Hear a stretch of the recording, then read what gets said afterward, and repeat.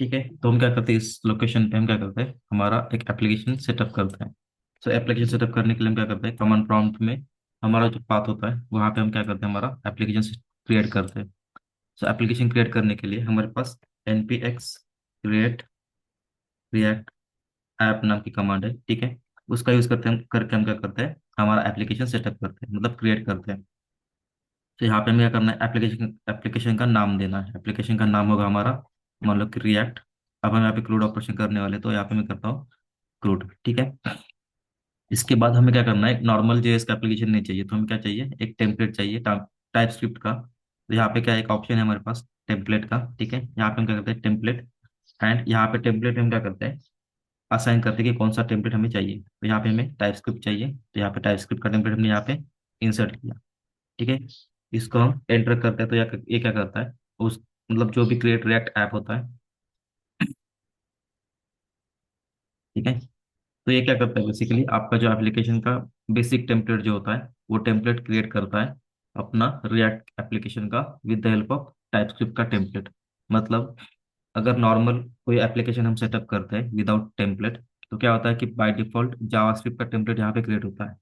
And इस JavaScript के template में हमें सारे डॉट जेएस फाइल्स, मतलब कि जावास्क्रिप्ट की फाइल्स मिलती है, जहाँ पे हम जावास्क्रिप्ट के रिलेटेड कोड करते हैं। जब हम टेम्पलेट यूज करते हैं टाइपस्क्रिप्ट का, उस केस में क्या होता है, आपकी जितनी भी फाइल्स यहाँ पे क्रिएट होती है या फिर जितने भी कंपोनेंट्स यहाँ पे क्रिएट होते हैं, वो सारे टाइपस्क्रिप्ट के रिलेटेड होते हैं। यानी कि उसका एक्सटेंशन जो होता है वो टीएस होता है टाइपस्क्रिप्ट की फाइल्स के लिए। एंड अगर आपने कोई कंपोनेंट क्रिएट किया तो उसका एक्सटेंशन होता है टीएसएक्स, मतलब टाइपस्क्रिप्ट का कंपोनेंट होता है वो। सो जेएसएक्स जावास्क्रिप्ट में यूज होता है, टीएसएक्स टाइपस्क्रिप्ट में यूज होता है। इस तरह से क्या होता है, हमारा एप्लीकेशन यहाँ पे क्रिएट हो जाता है, ठीक है। तो ये टाइम लेगा, तब तक के लिए हम पॉज कर लेते हैं। ठीक है, यहाँ पे क्या हो गया, हमारा एप्लीकेशन क्रिएट हो गया। यहाँ पे हमारा पाथ मिल रहा है, कौन से पाथ पे हमारा एप्लीकेशन क्रिएट हुआ है। तो अगर यहाँ पे फोल्डर भी देखेंगे तो हमारा फोल्डर यहाँ पे क्रिएट हो गया है। अब बेसिकली जब हम क्रिएट रिएक्ट ऐप से जब कोई एप्लीकेशन क्रिएट करते हैं, तो हमें अब जैसे कि रिएक्ट 19 अब लाइव पे आ गया है, तो यहाँ पे क्या हो रहा है कि जब हम क्रिएट रिएक्ट ऐप यूज करते हैं, तो रिएक्ट 19 यहाँ पे बाय डिफॉल्ट इंस्टॉल हो जाता है। एंड जब हम रिएक्ट 19 का यूज करते हैं, तो उसको उसे मल्टीपल फाइल्स जो है या फिर मल्टीपल डिपेंडेंसीज जो है वो मिलती नहीं है। अगर हम इस कोड को ओपन करके वीएस कोड में अगर देखना चाहते हैं तो क्या कर सकते हैं, ठीक है। हमारा इस कॉमन प्रॉम्प्ट का काम हो गया, हम इसको क्लोज कर देते हैं। अब क्या करते हैं, हमारा रिएक्ट का जो एप्लीकेशन है, ठीक है, उसके अंदर जाके मुझे क्या करना है, उसको वीएस कोड में ओपन करना है। तो राइट क्लिक करके यहाँ पे शो मोर ऑप्शंस में आपका ओपन विथ कोड यहाँ पे दिख जाएगा, ठीक है। ये आप ओपन कर सकते हैं, या फिर आप क्या कर सकते हैं ये जो पाथ है इसको कॉपी करके आप क्या कर सकते हैं, वीएस कोड में ओपन फोल्डर कर सकते हैं, वहां से भी आप इसको आपके वीएस कोड में ओपन कर सकते हैं, ठीक है। सो मैं यहाँ पे क्या करता हूँ, राइट क्लिक करके ओपन विथ कोड यहाँ पे करता हूँ। ओपन विथ कोड किया तो मेरा क्या होगा, जो ये लोकेशन था वो मेरा वीएस कोड में ओपन हो जाएगा। यहाँ पे मेरा ओपन हो गया, ठीक है। जब हम फर्स्ट टाइम कोई भी क्रिएट रिएक्ट ऐप से एप्लीकेशन क्रिएट करते हैं, जैसे जब से रिएक्ट 19 आया तब से, तो वहाँ पे क्या हो रहा है, हमें एक एरर आती है, ठीक है। एरर हम पहले देख लेते हैं कि एरर क्या है, ठीक है। मैं यहाँ पे npm स्टार्ट करता हूँ, यहाँ पे एरर मिलेगी हमें कि आपका जो एक फाइल है app.ts, तो वो फाइल आपको यहाँ पे एक्सेसिबल नहीं है, या फिर वो मॉड्यूल उसको फाइंड नहीं हो रहा है, ठीक है।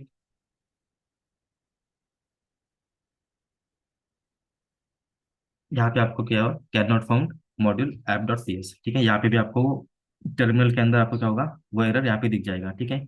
अब ये टर्मिनल में आपको क्या हुआ है, ये जो ऐप फाइल है वो उसको मिल नहीं रही है। अब इसका रीजन ये है कि हमारे पास जो टाइपस्क्रिप्ट का कॉन्फ़िगरेशन है वो मिसिंग है, ठीक है। टाइपस्क्रिप्ट बाय डिफॉल्ट यहाँ पे मिसिंग होता है जब भी हम 19 में क्रिएट रिएक्ट ऐप करते हैं तब।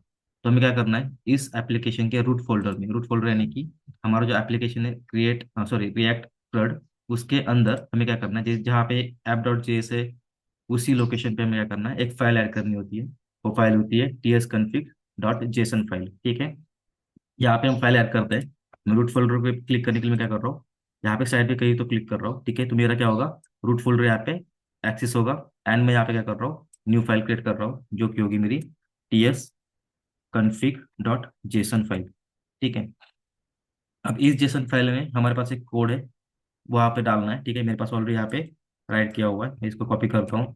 अब इसमें क्या है, ये इतना इंपॉर्टेंट नहीं है कि हमने इसमें क्या डाला है, बट यहाँ पे क्या होता है बेसिकली, अगर यहाँ पे एक्सप्लेन करो तो ES5 का मतलब इक्मास्क्रिप्ट 5 यहाँ पे यूज होती है। लाइब्रेरीज में हम क्या करते हैं, डाउन यूज करते हैं एंड ES नेक्स्ट यूज करते हैं, ठीक है। बाकी सारी जगह पे अलाउ जेस करना है कि नहीं करना है, ये सारी चीजें यहाँ पे ट्रू है, ठीक है। जस्ट इसको कॉपी करता हूँ, मैं यहाँ पे शेयर करूंगा। जस्ट इसको कॉपी करता हूँ एंड इस फाइल में पेस्ट कर देता हूँ, ठीक है। यहाँ पे पेस्ट कर दिया। अब जबकि हमारे पास अभी के लिए क्या हो रहा है कि हमारे पास कोई यहाँ पे यूआई नहीं है, ठीक है। मैं इसको क्लोज करके इसको फिर से रीरन करते हैं। पहले क्लियर करता हूँ एंड npm स्टार्ट करता हूँ।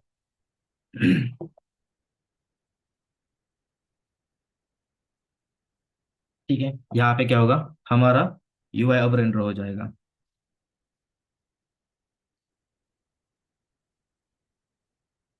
ठीक है, हमारा यूआई यहाँ पे आ गया।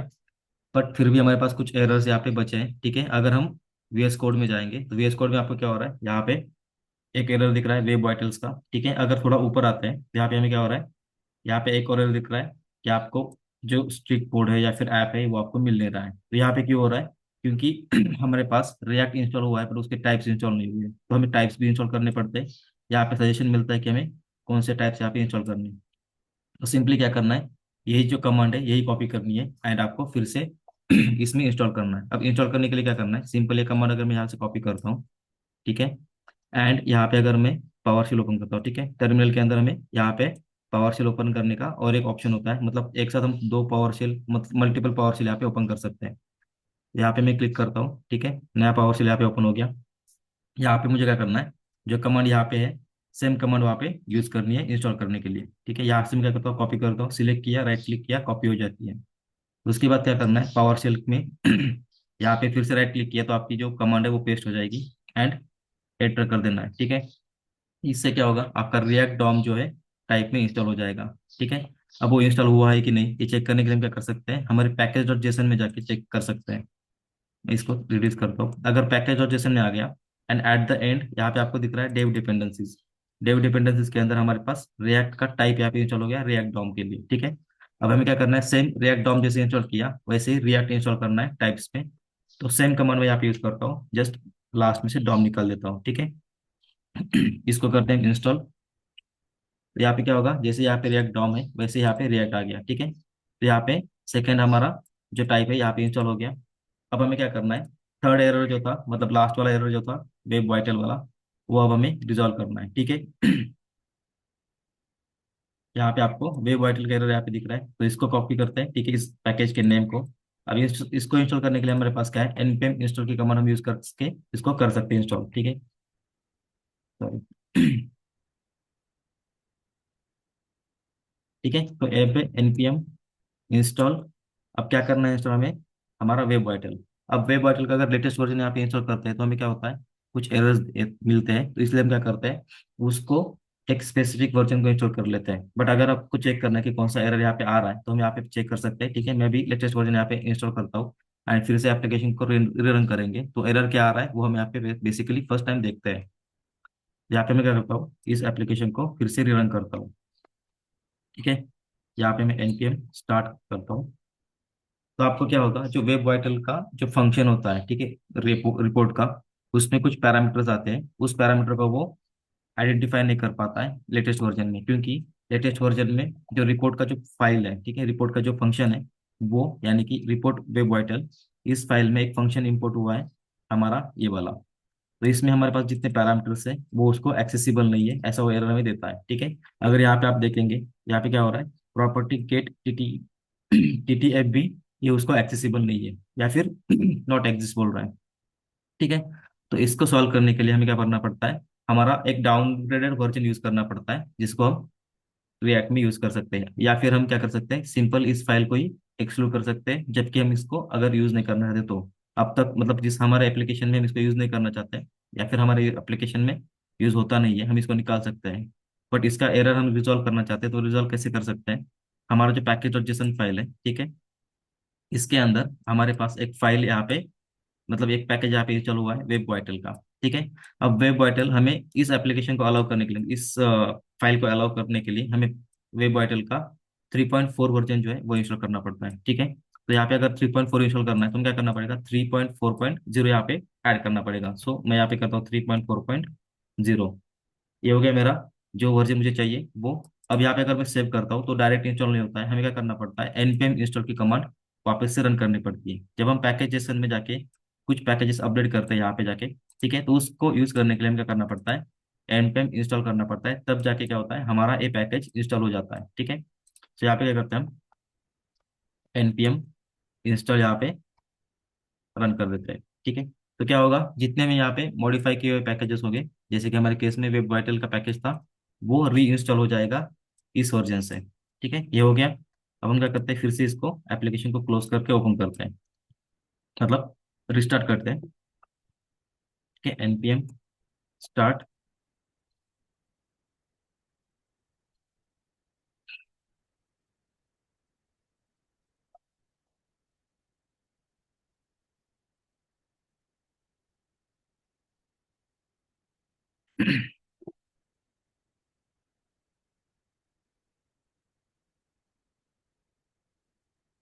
ठीक है, बाकी सारे एरर यहाँ पे चले गए। अब यहाँ पे सिर्फ एसवीजी का एरर है, ठीक है। एसवीजी के एरर के लिए हम अभी के केस में एसवीजी यूज तो नहीं करने वाले, तो एसवीजी का कॉन्फ़िगरेशन हम यहाँ पे ऐड नहीं करेंगे। बट अगर इन फ्यूचर अगर हमें एसवीजी यूज करना है तो एसवीजी का कैसे कॉन्फ़िगरेशन यहाँ से निकालना है मैं आपको अलग से बताऊंगा। बट अभी के लिए हम एसवीजी यूज नहीं करते हैं, तो हम क्या करना चाहते हैं, इसको पूरा मतलब कोड क्लीन अप हो जाएगा जिसमें हमारा एसवीजी चला जाएगा, तो उस केस में हमारा ये एरर चला जाएगा। बट इसके अलावा हमारे पास कोई और एरर नहीं है। एक है जो टाइपस्क्रिप्ट का टेस्ट फाइल का है, जो भी हम अभी यूज नहीं करने वाले, तो टाइपस्क्रिप्ट भी हम यहाँ से क्या करेंगे, निकाल मतलब टेस्ट फाइल जो है वो भी यहाँ से निकलने वाली है। सो टेस्ट फाइल एंड इसके अलावा हमारे पास कोई एरर नहीं है। सो इसका मतलब है कि हमारे जो बाकी के डिफॉल्ट एरर्स थे वो सारे चले गए, यानी कि ये जो कंपाइलर एरर था, यहाँ पे अब कंपाइलर सक्सेसफुल हो रहा है, ठीक है। अब हमें ये जो बचे हुए दो एरर्स है उसको निकालने के लिए हमें करना पड़ता है। सो बेसिकली फर्स्ट चीज़ है, यह है टेस्ट फाइल यहाँ से निकालनी है, क्योंकि हम यहाँ पे टेस्ट अभी यूज ही नहीं करने वाले, इसीलिए हमने इसका पैकेज इंस्टॉल नहीं किया, ठीक है। सो इसको मैं यहाँ से निकाल देता हूँ, एक एरर यहाँ से चला गया। अब सेकंड चीज, हम एसवीजी फाइल वैसे भी यूज नहीं करने वाले, तो एसवीजी यहाँ से मैं निकाल देता हूँ, ठीक है। एंड जिसका यूज मतलब एसवीजी का यूज कहाँ पे हुआ था, एप डॉट टी एस के फाइल में, ठीक है। यहाँ से इसका मैं नेम निकाल देता हूँ एंड ये जो फाइल थी यहाँ से निकल जाएगी, ठीक है। तो बेसिकली जस्ट क्या हुआ, हमने जो लोगो था यहाँ से निकाल दिया, वो यहाँ से चला गया। अब वो इसलिए यहाँ पे एरर दे रहा था क्योंकि उसका कॉन्फ़िगरेशन में ऐड करना पड़ता है टीएस कॉन्फ़िग के अंदर, या फिर हम उसका क्या करते हैं, ग्लोबल टाइप फाइल क्रिएट करते हैं और उसमें हमें कॉन्फ़िगरेशन ऐड करना पड़ता है, ठीक है। वो अभी हमारा पार्ट नहीं है क्योंकि हम एसवीजी फाइल यूज करना ही नहीं चाहते, तो अभी हम उसको स्किप कर देते हैं, ठीक है। सो यहाँ पे हमने क्या किया, नॉर्मल एक एप्लीकेशन सेटअप किया जहाँ पे हमारा कोई भी इशू अभी यहाँ पे पेंडिंग नहीं है, ठीक है। सो ये बेसिकली हो गया हमारा एप्लीकेशन क्रिएशन। अब हम क्या करते हैं, हमारे एप्लीकेशन में हमारा जो बूटस्ट्रैप, तो बूटस्ट्रैप जो है, ठीक है, हम यहाँ पे इंस्टॉल कर लेते हैं। अब बूटस्ट्रैप इंस्टॉल करने के लिए हमें क्या करना पड़ता है, सिंपल एक बूटस्ट्रैप की कमांड है, ठीक है। बूटस्ट्रैप इंस्टॉल करने के लिए npm इंस्टॉल बूटस्ट्रैप करना है, उससे क्या होगा, हमारा बूटस्ट्रैप यहाँ पे इंस्टॉल हो जाएगा, ठीक है। अब बूटस्ट्रैप इंस्टॉल करने के लिए हम क्या करते हैं, फिर से पावर सेल में आते हैं। यहाँ पे हम क्या करना है, पहले तो यहाँ पे क्लियर कर लेता हूँ। अब यहाँ पे क्या करना है, हमें बूटस्ट्रैप इंस्टॉल करना है, तो बूटस्ट्रैप इंस्टॉल करने के लिए हमें क्या करना है, npm इंस्टॉल बूटस्ट्रैप, ठीक है। यहाँ पे हमने npm इंस्टॉल बूटस्ट्रैप किया एंड एंटर किया, तो क्या होगा, जो भी लेटेस्ट वर्जन होगा, अब अभी जो लेटेस्ट है वो 5 वर्जन है, तो यहाँ पे क्या होगा, लेटेस्ट वर्जन यहाँ पे 5 इंस्टॉल हो जाएगा, 5.3 समथिंग, ठीक है। यहाँ पे हमारा बूटस्ट्रैप इंस्टॉल हो गया। अगर इंस्टॉलेशन कंप्लीट हुआ है कि नहीं चेक करने के लिए हम क्या कर सकते हैं, पैकेज जेसन में जा सकते हैं। यहाँ पे आपको बूटस्ट्रैप यहाँ पे इंस्टॉल हुआ है या नहीं यहाँ पे दिखता है, ठीक है। अब तक हमारे पास ये बूटस्ट्रैप की यहाँ पे फाइल नहीं थी, या फिर यहाँ पे पैकेज का नेम नहीं था, वो क्या हो गया, यहाँ पे आ गया, ठीक है। तो इस तरह से क्या हो गया, हमारा बूटस्ट्रैप यहाँ पे ऐड हो गया। अब बूटस्ट्रैप को इम्प्लीमेंट करने के लिए, मतलब हमारे फाइल में यूज करने के लिए हम क्या करते हैं, बूटस्ट्रैप का रेफरेंस हमारे फाइल्स में ऐड करते हैं। फाइल्स में मतलब जो हमारा बेस फाइल होता है, बेस फाइल हमारे केस में क्या है, index dot T S x file है, ठीक है। तो index dot T S x file में हम क्या करते हैं, बूटस्ट्रैप इम्पोर्ट करते हैं ताकि हमारे सारे एप्लीकेशन के सारे कंपोनेंट्स पे वो अप्लाई हो जाए, ठीक है। तो यहाँ पे इंपोर्ट करने के लिए क्या करना पड़ता है, बूटस्ट्रैप का जो लोकेशन होता है वो होता है नोड मॉड्यूल्स के अंदर, ठीक है। नोड मॉड्यूल्स के अंदर हमारे पास बूटस्ट्रैप का एक फोल्डर यहाँ पे क्रिएट हो जाता है, ठीक है। यहाँ पे अगर हम देखेंगे बूटस्ट्रैप का यहाँ पे फोल्डर है, उसके अंदर डिस्ट जेस ये सारे फोल्डर्स यहाँ पे मतलब ऐड हो गए। तो हमें क्या करना है, उसी फाइल का पाथ हमें यहाँ पे असाइन करना पड़ता है। तो उसको असाइन करने के लिए हम क्या करते हैं, इम्पोर्ट, ठीक है। अब इंपोर्ट क्या करना है, बूटस्ट्रैप इंपोर्ट करना है, तो यहाँ पे इंपोर्ट कुछ नहीं होता, डायरेक्ट फाइल इंपोर्ट होती है। सो यहाँ पे क्या होगा, बूटस्ट्रैप, ठीक है, स्लैश, कहाँ से होगा, डिस्ट फोल्डर से C S S and JS यहाँ पे इंपोर्ट होगा, ठीक है।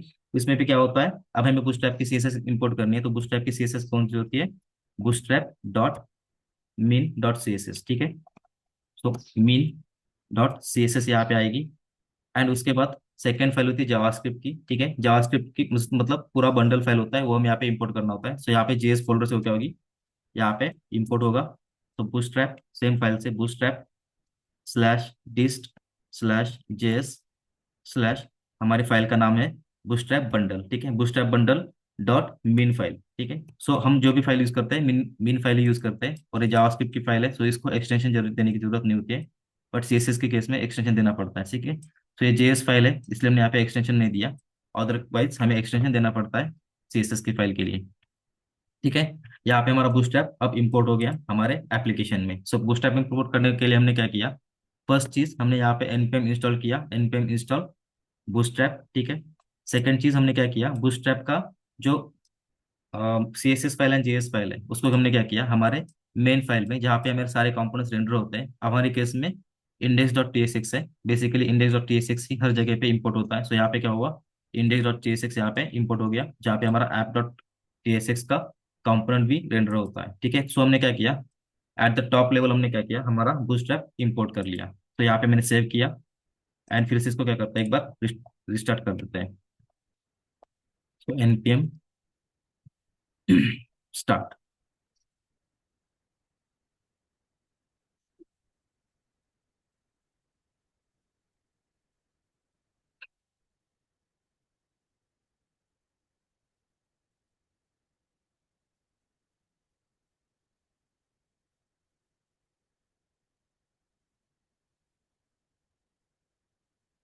ठीक है, यहाँ पे हमारा फॉन्ट भी चेंज हो गया, क्योंकि हमारा अब जो भी फॉन्ट यूज होगा बूटस्ट्रैप से यूज होता है, इसलिए हमारे फॉन्ट भी चेंज हो गए, लिंक्स जो थे वो भी यहाँ पे ऑलमोस्ट चेंज हो गए, ठीक है। सो हम क्या करते हैं, हमारा जो एग्जिस्टिंग कोड है सारा निकाल के हम हमारे कुछ पेजेस यहाँ पे ऐड करते हैं। सो इसके लिए हम क्या करते हैं, app dot T S x के अंदर जो भी कोड है सारा यहाँ से निकाल देते हैं, ठीक है। सो यहाँ पे जितना भी कोड है मैं यहाँ से निकाल रहा हूँ। एंड यहाँ पे क्या होगा, हमारा नॉर्मल जो यूआई होगा, ठीक है, यहाँ पे यूज होगा। अब हम क्या करते हैं, हमारे कुछ कंपोनेंट्स ऐड करते हैं, पेजेस ऐड करते हैं। सो पेजेस ऐड करने के लिए हम क्या करते हैं, यहाँ पे एसआरसी फोल्डर के अंदर हम एक फोल्डर ऐड करते हैं पेजेस नाम से, ठीक है। पेजेस में हम क्या करते हैं, दो पेजेस या फिर तीन पेजेस यहाँ पे ऐड करेंगे। फॉर एग्जाम्पल यहाँ पे मैं करता हूँ होम पेज, ठीक है, home dot T S x. And इसके अंदर हमें क्या करना है, हमारा कोड लिखना है। सो इम्पोर्ट रिएक्ट फ्रॉम रिएक्ट, ठीक है। ये हो गया, फर्स्ट इंपोर्ट किया हमने। उसके बाद हमें क्या करना है, कंपोनेंट यहाँ पे क्रिएट करना है। तो कंपोनेंट क्रिएट करने के लिए हम क्या करते हैं, फंक्शन कंपोनेंट क्रिएट करना है। सो हमें करना है होम पेज। सो मैं यहाँ पे करता हूँ होम कॉन्स्ट होम, ठीक है। उसका टाइप होगा रिएक्ट एफ सी, यानी कि रिएक्ट फंक्शन कंपोनेंट, ठीक है। एंड ये होगा हमारा फंक्शन कंपोनेंट से यहाँ पे आगे पैरेंथेसिस एंड एरो फंक्शन में हम क्या करते हैं, हमारा यहाँ पे कंपोनेंट रिटर्न करते हैं। तो यहाँ पे होगा रिटर्न, हमें क्या रिटर्न करना है, हमारा होम पेज, ठीक है। अभी के लिए हम यहाँ पे सिर्फ एक हेडिंग यहाँ पे रिटर्न करते हैं, H1 होम, ठीक है। तो ये हो गया हमारा कंपोनेंट क्रिएट। अब इसको क्या करना है, हमें बाय डिफॉल्ट एक्सपोर्ट करना है। सो एक्सपोर्ट डिफॉल्ट हमारा होम, ठीक है। तो इसी तरह से हमारे क्या होगी, बाकी के पेजेस क्रिएट होंगे। तो मैं यहाँ पे क्या करता हूँ, इसको कॉपी कर लेता हूँ, एंड यहाँ पे सेकंड पेज यहाँ पे क्रिएट करता हूँ about, about dot T S X, ठीक है। यहाँ पे मैंने इसको पेस्ट किया। सिर्फ होम की जगह जगह पे मुझे क्या करना है, अबाउट यूज करना है, अबाउट एंड ये भी अबाउट, ठीक है। सॉरी, अबाउट यहाँ पे पेस्ट किया, ठीक है। सेम यहाँ पे मैं इसका नाम भी चेंज करता हूँ अबाउट, ठीक है। एंड लास्ट हम यहाँ पे करते हैं कॉन्टैक्ट का पेज। तो यहाँ पे करता हूँ मैं कॉन्टैक्ट, ठीक है, डॉट टी एस एक्स। तो यहाँ पे मैं इसको पेस्ट करता हूँ अबाउट पेज में से कॉन्टैक्ट में, ठीक है। सेम यहाँ पे करते हैं कॉन्टैक्ट, हेडिंग में भी कॉन्टैक्ट एंड एक्सपोर्ट भी कॉन्टैक्ट, ठीक है। यहाँ पे क्या किया हमने, हमारे पेजेस यहाँ पे रेंडर किए। अब हमें क्या करना है, इसको यूज करना है हमारे app dot T S x के अंदर। तो app dot T S x के अंदर हम जब यूज करते हैं, तो अब मान लो कि हमने क्या किया, हमारे तीनों कंपोनेंट यहाँ पे रेंडर किए, ठीक है। तो वन बाय वन यहाँ पे हम क्या करते हैं, हमारे कंपोनेंट को इंपोर्ट करते हैं। इंपोर्ट करने के लिए हम क्या करते हैं, या तो हमें यहाँ पे इंपोर्ट फर्स्ट लिखना पड़ेगा, इंपोर्ट एंड देन आपका जो कंपोनेंट होगा वो, या फिर हम क्या कर सकते हैं, सीधा यहाँ पे क्या कर सकते हैं, हमें अगर कंपोनेंट के नाम पता है तो हम क्या करेंगे, अबाउट। यहाँ पे मुझे सजेशन में मिला अबाउट, यहाँ पे आ रहा है पेजेस फ्रॉम अबाउट से, ठीक है। अगर यहाँ मैं टैप करता हूँ तो मेरा क्या होगा, यहाँ पे मेरा अबाउट इंपोर्ट हो गया। सो यहाँ पे हम क्या करते हैं, अबाउट पेज को इंपोर्ट किया। ठीक है, वन बाय वन सारे करते हैं। यहाँ पे होम, ठीक है, होम यहाँ पे इंपोर्ट किया, अबाउट किया, एंड लास्ट हम कॉन्टैक्ट करते हैं। ठीक है, सॉरी, कॉन्टैक्ट। ठीक है, यहाँ पे कॉन्टैक्ट इंपोर्ट हो गया। अब हमारे तीनों पेज क्या हो गए, app dot T S x में ऐड हो गए। बट हमें क्या करना है, वन बाय वन इसको रेंडर करना है। अभी अगर हम इसको पेज सेव करके ब्राउजर पे जाते हैं तो हमें तीनों के तीनों पेज एक साथ यहाँ पे रेंडर हो गए दिख रहे हैं। सो हमें क्या करना है, यहाँ पे हमारे जो पेजेस है वन बाय वन यहाँ पे इंपोर्ट होने चाहिए। यानी कि हमें क्या करना है, यहाँ पे राउट इंसर्ट करना है। मतलब जब हम किसी एक पेज पे क्लिक करेंगे तो एक ही पेज वहाँ पे ओपन होना चाहिए, ना कि सारे सारे पेज। ठीक है, तो यहाँ पे क्या करते हैं, हम सिंपल यहाँ पे जो हमारे कंपोनेंट्स क्रिएट हुए उसको क्या करते हैं, राउट में कन्वर्ट कर लेते हैं। सो राउट करने के लिए हमें क्या करना पड़ेगा, राउटर का जो पैकेज है वो इंस्टॉल करना पड़ेगा। सो राउटर का पैकेज कौन सा है, हम यहाँ पे इंस्टॉल कर लेते हैं। राउटर का पैकेज इंस्टॉल करने के लिए हम क्या करना पड़ता है, रिएक्ट राउटर डॉम, ये जो पैकेज है वो इंस्टॉल करना पड़ता है। सो वो पैकेज हम यहाँ पे इंस्टॉल कर लेते हैं।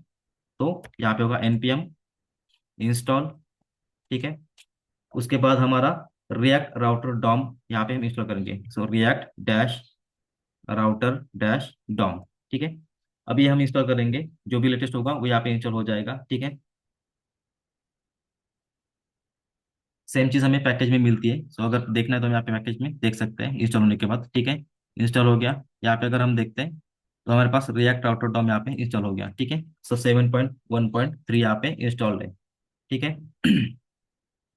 अब इसको मैं यूज करना चाहता हूँ अपने राउटिंग में। सो राउटिंग बेसिकली हम क्या करते हैं, हमारे रूट फोल्डर के रूट मतलब जहाँ पे हमारे सारे कंपोनेंट रेंडर करने, वहाँ पे हम क्या करते हैं, हमारा राउट डिफाइन करते हैं। तो राउट डिफाइन कहाँ करेंगे हम, या तो इंडेक्स फाइल में कर सकते हैं या फिर हम ऐप डॉट टी एस में कर सकते हैं। सो बेसिकली इंडेक्स फाइल में हम क्या करते हैं, सिर्फ एक कंपोनेंट रेंडर करते हैं, app dot T S x, और बाकी सारे जो कंपोनेंट्स हो गए हम app dot T S x के अंदर करते हैं। सो इसके लिए हम क्या करते हैं, app dot T S x में हमारे सारे कंपोनेंट यहाँ पे रेंडर किए हैं।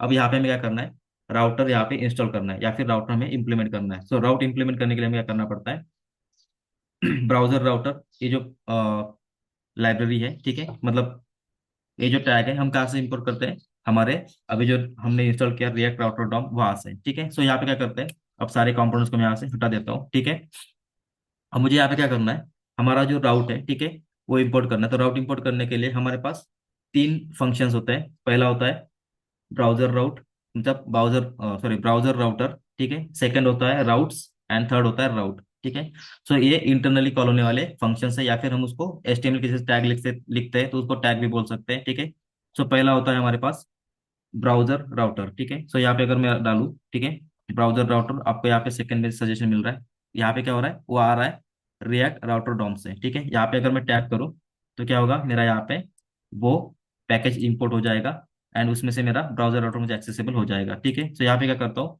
इसको ओपन क्लोज करना है। ठीक है, इसके अंदर हमारा क्या होगा, राउट्स का जो एक कंपोनेंट है वो रेंडर होगा। ठीक है, तो यहाँ पे क्या करना है, राउट, ठीक है, राउट्स यहाँ पे करना है। राउट्स राउट्स भी आता है रिएक्ट राउटर डॉम से। ठीक है, सो यहाँ पे मैं टैप करता हूँ तो मेरा क्या होगा, यहाँ पे इंपोर्ट हो जाएगा। सो मुझे क्या करना है, यहाँ पे इसको भी ओपन क्लोज करना है। एंड इसके अंदर मतलब इंटरनली हम क्या करते हैं, ब्राउजर राउट मतलब ब्राउजर राउट से यहाँ पे क्रिएट होगा। हमारे राउट्स के अंदर हमारे जितने भी राउट्स हो गए वो सारे राउट्स यहाँ पे आ जाएंगे।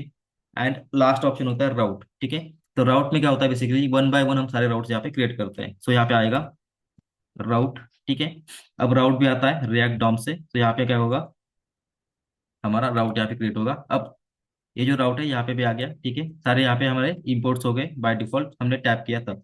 अब जो है ब्राउजर राउटर के अंदर राउट्स आएगा, राउट्स के अंदर राउट आएगा। ठीक है, तो राउट जो होता है हम क्या कर सकते हैं, उसको सेल्फ क्लोज कर सकते हैं, क्योंकि उसको हमारे इसके अंदर या मतलब इस राउट्स के अंदर हमें कुछ लिखना नहीं है या फिर कुछ भी कोड करना नहीं है। सो हम क्या करते हैं, इसको सेल्फ क्लोज करते हैं। ठीक है, तो सेल्फ क्लोज से क्या होगा, हमारे पास इस राउट में हमें मतलब एक ही लाइन में हमारा पूरा कोड हो जाएगा। सो यहाँ पे हमें क्या करना है, हमें पाथ देना होता है कि कौन से पाथ को आपको राउट लिखना है। ठीक है, सो मान लो कि हम होम पेज लिखते हैं, होम पेज बेसिकली क्या होता है कि स्लैश पे होता है। तो यहाँ पे क्या करते हैं, पाथ यहाँ पे डिफाइन करते हैं। ठीक है, पाथ हमें क्या करना है, नॉर्मल स्लैश अगर आ जाए तो होम पेज जो होता है, ठीक है, वो यहाँ पे रेंडर होना चाहिए। तो यहाँ पे हमने पाथ डिफाइन करना है। एंड उसके बाद एक और चीज होती है एलिमेंट। तो एलिमेंट में क्या होता है, हमारा कंपोनेंट होता है। तो यहाँ पे हम एलिमेंट ऐड करते हैं। एंड एलिमेंट में क्या होगा, हमारा कंपोनेंट, कंपोनेंट यानी कि जो कंपोनेंट में रेंडर करना है इस पाथ पे, वो कंपोनेंट। ठीक है, तो इस केस में क्या होगा, होम यहाँ पे, सॉरी, होम कंपोनेंट यहाँ पे रेंडर होगा। ठीक है, इस तरह से ऑलरेडी ऊपर इम्प्लीमेंटेड है, तो यहाँ पे इम्पोर्टेड है, तो यहाँ पे क्या होगा, वो डायरेक्ट यहाँ पे यूज कर पाएंगे। ठीक है, इस तरह से बाकी के सारे हमारे यहाँ क्या होते हैं, components render, sorry, routes define होते हैं। ठीक है, यहाँ पे मैं एक कमेंट करके रखता हूँ, ये होता है डिफॉल्ट राउट। ठीक है, ये डिफॉल्ट राउट इसलिए होता है क्योंकि अगर कोई भी राउट हमने इंसर्ट नहीं किया, सिर्फ नॉर्मल हमारा एपीआई, सॉरी, हम नॉर्मल हमारा यूआई का पाथ है, यानी कि हमारे केस में 300 3000, उस केस में क्या होगा, कोई भी पाथ नहीं तो होम पेज यहाँ पे रेंडर हो जाएगा। अगर कोई पाथ हमने इंसर्ट किया या फिर डाल दिया तो क्या होगा, हमारा जो भी पेज वहाँ पे होगा राउट के अंदर, राउट के हिसाब से वो वहाँ पे पेज रेंडर हो जाएगा। ठीक है, मैं यहाँ पे इसको सेव करता हूँ। एंड अगर पेज पे गया तो अभी यहाँ पे क्या हो रहा है, सिर्फ एक ही ये कंपोनेंट यहाँ पे रेंडर हो गया, बाकी के कंपोनेंट पे यहाँ पे रेंडर नहीं हो रहे हैं। ठीक है, अगर मान लो कि हमें अबाउट यहाँ पे ओपन करना है, अब मैं यहाँ पे करता हूँ अबाउट। ठीक है, और मैं यहाँ पे हिट करता हूँ तो मेरे पास यहाँ पे ब्लैंक स्क्रीन आ रही है, क्योंकि अभी तक हमारे पास अबाउट का कोई राउट नहीं है। यानी कि जब हम यहाँ पे आते हैं, ठीक है, राउट में हमारे पास सिर्फ एक ही राउट यहाँ पे डिफाइंड है होम के लिए। अगर हम यहाँ पे करते हैं, इसी को मैं क्या करता हूँ, डुप्लीकेट करता हूँ, एंड मान लो कि यहाँ पे मैं होम करता हूँ, तब भी होम पेज पे जाना चाहिए। और अगर मान लो कि मैं अबाउट पे जाता हूँ, ठीक है, अबाउट पे जाता हूँ तो मेरा अबाउट पेज ओपन होना चाहिए, यहाँ पे अबाउट, एंड कॉन्टैक्ट में कॉन्टैक्ट। ठीक है, सारे यहाँ पे राउट्स डिफाइन कर लेते हैं अब, कॉन्टैक्ट। ठीक है, इस राउट का नाम हम कुछ भी डाल सकते हैं। ठीक है, कुछ भी मतलब हमें जो ऐड करना है, अबाउट पेज, जैसे कि मैं यहाँ पे कर रहा हूँ। ठीक है, तो ये नेम एंड कंपोनेंट का नेम जो होता है वो सेम नहीं होता है, हम कुछ भी डाल सकते हैं। ठीक है, सो वही यहाँ पे हम कर सकते हैं, जो भी हम यहाँ पे राउट का पाथ डालना है डाल सकते हैं, एंड जो भी राउट यहाँ पे रेंडर करना है कर सकते हैं। ठीक है, तो यहाँ पे मैं करता हूँ सेव, और इस राउट को अगर हम यहाँ पे देखेंगे तो अबाउट यहाँ पे पेज ओपन हो गया। ठीक है, सेम अगर हम कॉन्टैक्ट में जाते हैं तो कॉन्टैक्ट यहाँ पे, सॉरी, ठीक है, कॉन्टैक्ट पे अगर हिट करते हैं तो कॉन्टैक्ट पेज यहाँ पे रेंडर हो गया। ठीक है, इस तरह से क्या हो गया, हमारा राउटिंग यहाँ पे इंप्लीमेंट हो गया हमारे एप्लीकेशन के अंदर। सो अब हम क्या करते हैं, हमारा राउटिंग इंपोर्ट हो गया, राउटिंग के बाद हमने यहाँ पे क्या किया, बूटस्ट्रैप भी इंप्लीमेंट किया है। ठीक है, तो बूटस्ट्रैप इंप्लीमेंट किया है तो हम क्या करते हैं, यहाँ पे हमारे बूटस्ट्रैप के कंपोनेंट के जैसा कोड करते हैं। ठीक है, सो यहाँ पे क्या करना है, हमारा जो अबाउट पेज है इसमें मैं करता हूँ सिंपल, एक डिव लेता हूँ और इसको क्लास देता हूँ एक कंटेनर का। ठीक है, और एक कंटेनर क्लास में हम सिंपल यहाँ पे हेडिंग देते हैं, सेव किया इसको। अब अबाउट पेज जो है वो थोड़ा अलग दिखेगा एज पर अदर पेजेस। ठीक है, अबाउट अगर करता हूँ मैं, यहाँ पे मेरा कंटेनर क्या हो गया, यहाँ पे स्टार्ट हो रहा है, तो यहाँ पे कंटेनर के हिसाब से कोड यहाँ पे स्टार्ट हो गया। ठीक है, सो इसका मतलब हमारा बूटस्ट्रैप भी प्रॉपर इम्प्लीमेंटेड हो गया है। सो ये हो गया हमारा बेसिकली राउटिंग ऐड करने का स्टाइल। ठीक है, अब हमें क्या करना है, हमें नेविगेशन ऐड करने हैं। सो नेविगेशन ऐड करने के लिए हम क्या करते हैं, हमारा नाउ बार यहाँ पे क्रिएट कर सकते हैं, या फिर नॉर्मल लिस्ट यहाँ पे क्रिएट करके हम क्या कर सकते हैं, हमारा नेविगेशन क्रिएट कर सकते हैं। सो नेविगेशन क्रिएट करने के लिए हम क्या करते हैं, जैसे हमने पेजेस क्रिएट किए वैसे हमारा नेविगेशन का एक कंपोनेंट क्रिएट करते हैं। ठीक है, सो एसआरसी फोल्डर के अंदर एक और फोल्डर क्रिएट करेंगे हम यहाँ पे, जो होगा हमारा कंपोनेंट। ठीक है, कंपोनेंट या फिर कंपोनेंट्स। ठीक है, अब यहाँ पे क्या करना है, हमारा एक कंपोनेंट क्रिएट होगा नाउ बार। ठीक है, या फिर नेविगेशन, जो भी नाम देना है हम दे सकते हैं। तो यहाँ पे मैं करता हूँ नाउबार डॉट टी एस एक्स। ठीक है, तो यहाँ पे मैंने क्या किया, नाउबार डॉट टी एस एक्स यहाँ पे क्रिएट किया, एंड अब इसका यूज हम क्या करेंगे, हमारे नेविगेशन के लिए यूज करेंगे। ठीक है, अभी के लिए नॉर्मल हम लिस्ट क्रिएट करेंगे, अगर उसको सीएसएस देने हम दे सकते हैं, अदरवाइज हम क्या कर सकते हैं, नॉर्मल यहाँ पे लिस्ट करके आप यहाँ पे यूज कर सकते हैं। सो अभी क्या करता हूँ मैं यहाँ पे, इम्पोर्ट रिएक्ट फ्रॉम रिएक्ट। ठीक है, अब यहाँ पे क्या करना है, सेम कंपोनेंट जैसे बाकी के हम क्रिएट किए पेजेस वैसे यहाँ पे करना है। सो यहाँ पे करता हूँ कॉन्स्टेंट नाउबार, यहाँ पे आएगा रिएक्ट डॉट एफ सी, ये भी हमारा फंक्शन कंपोनेंट है तो। ठीक है, सेम स्ट्रक्चर होगा सबका, यहाँ पे रिटर्न करेंगे हम लिस्ट। ठीक है, बाद में लिस्ट इसको रिटर्न करेंगे, अभी के लिए मैं एम टी रिटर्न करता हूँ, एंड एक्सपोर्ट डिफॉल्ट। ठीक है, एक्सपोर्ट डिफॉल्ट नाउ। सो ये हो गया मेरा नाउ बार यहाँ पे क्रिएट। अब नाउ बार में मुझे क्या करना है, सिंपल एक लिस्ट यहाँ पे रिटर्न करनी है। तो यहाँ पे क्या करता हूँ, यू एल, ठीक है, इसके अंदर एल आई, एंड इसके अंदर हम क्या करते हैं, हमारे जितने भी लिस्ट आइटम्स होंगे वो यहाँ पे ऐड कर सकते हैं। ठीक है, सो मैं क्या करता हूँ, यहाँ पे लिस्ट में एक एंकर टैग ऐड करता हूँ, और इस एंकर टैग में हम क्या करेंगे, हमारा पाथ यहाँ पे ऐड करेंगे, एचरेफ पे हमारा पाथ आएगा। ठीक है, मैं यहाँ पे करता हूँ पाथ यहाँ पे ऐड, और इसको करता हूँ मैं होम नेम। ठीक है, या फिर इसको हम कुछ भी नाम दे सकते हैं जो देना है। ठीक है, यहाँ पे आ गया हमारा फर्स्ट एलिमेंट, उसके बाद सेकंड एलिमेंट हम यहाँ पे करते हैं अबाउट। ठीक है, अबाउट के लिए हमने क्या पाथ दिया है अबाउट का, यहाँ पे आएगा अबाउट, यहाँ पे कॉन्टैक्ट, एंड उसके लिए इसका कॉन्टैक्ट नेम। ठीक है, तो यहाँ पे हमने क्या किया, नॉर्मल एक लिस्ट यहाँ पे क्रिएट की।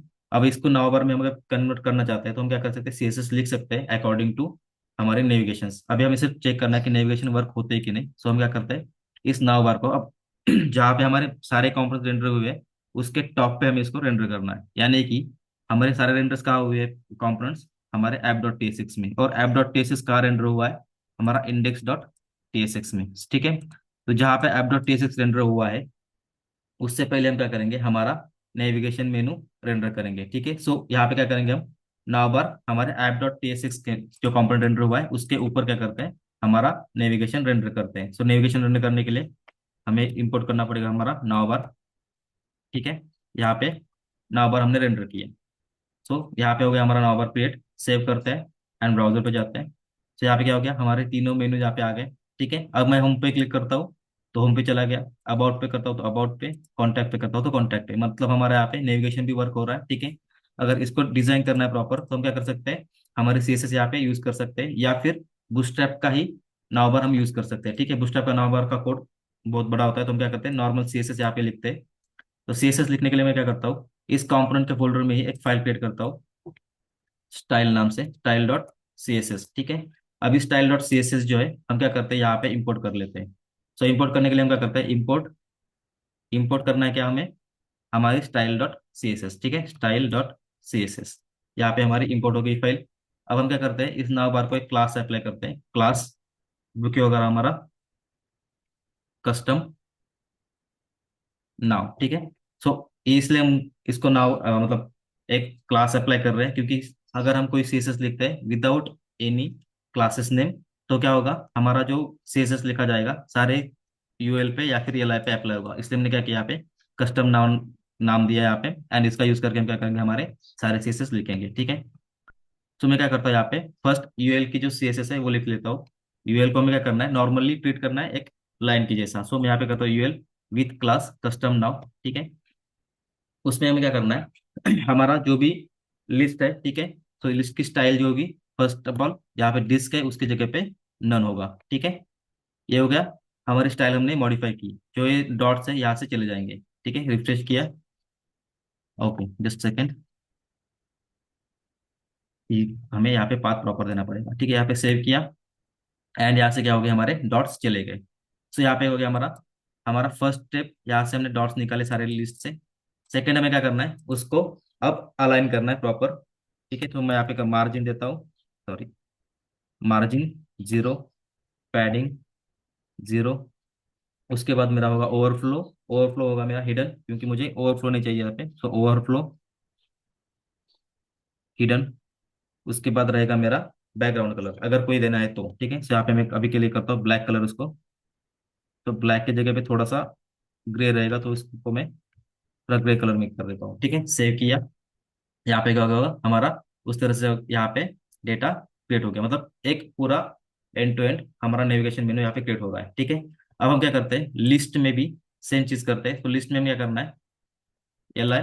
ठीक है, अब लिस्ट का पहले तो हमें क्या करना है, उसको लेफ्ट साइड मतलब वन बाय वन इसको असाइन करना है। तो यहाँ पे करता हूँ फ्लोट, यहाँ पे यूज करता हूँ फ्लोट, यहाँ पे आएगा लेफ्ट। ठीक है, सो हर एक मेनू उसके लेफ्ट में रेंडर होगा, इसलिए हमने यहाँ पे लिखा। ठीक है, अब यहाँ पे भी अगर हम कहीं भी लिस्ट यूज करेंगे तो क्या होगा, यहाँ पे वो सब मतलब रेंडर होगा सब लिस्ट के लिए। सो हम क्या करते हैं, हमारे नाव बार में हमारे लिस्ट को क्या करते हैं, क्लास असाइन करते हैं। ठीक है, तो यहाँ पे करता हूँ मैं क्लास नेम।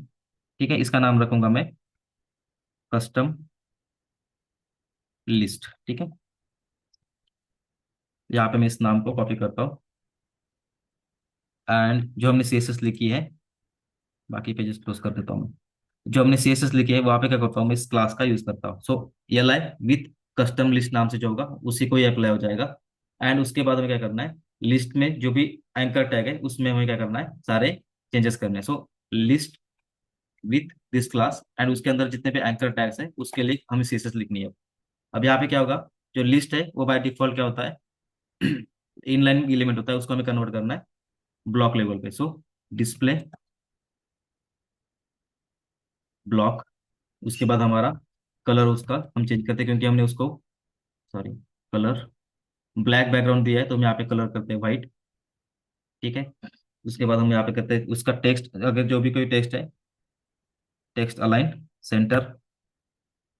इसके बाद हम यहाँ पे करते हैं पैडिंग।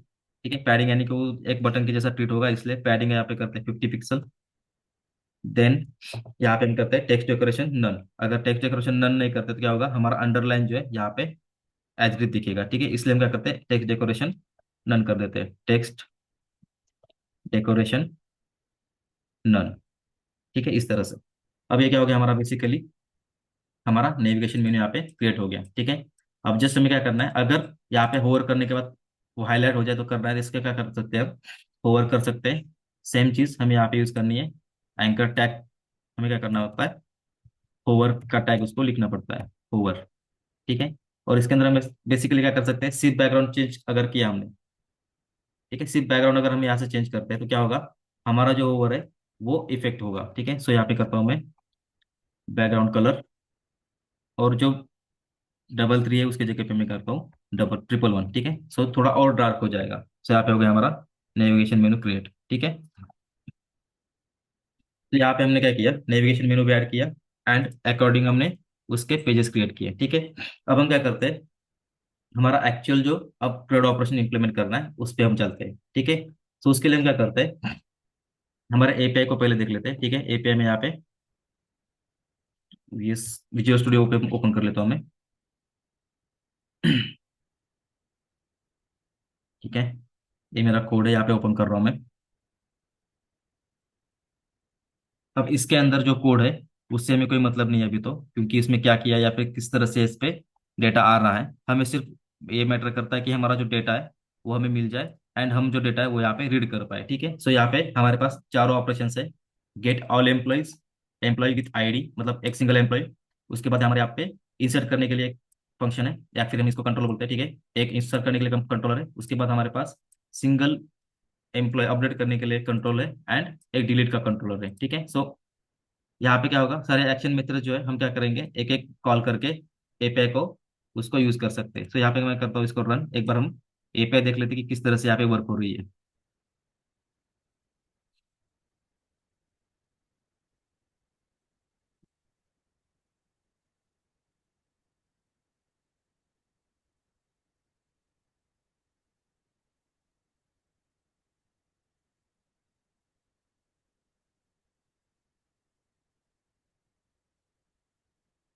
ठीक है, तो यहाँ पे हमारे पास ये चार एपीआईज है।